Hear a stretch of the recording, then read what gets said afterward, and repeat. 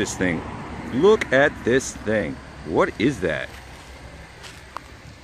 It's like part cuddy cabin, part cigarette boat.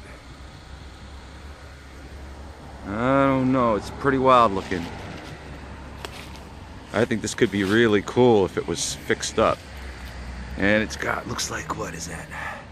It's got like a Johnson jet drive conversion? Powered by Ford, maybe? I don't know. This is pretty messed up looking boat. And let's see, it says it's a Hawaiian.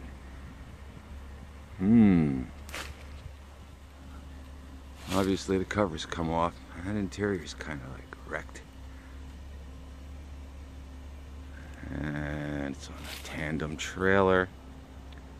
That is one bizarro, funky looking, cool ass boat.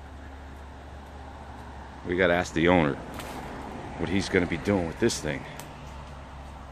That would be a fun project. Well, we'll find out.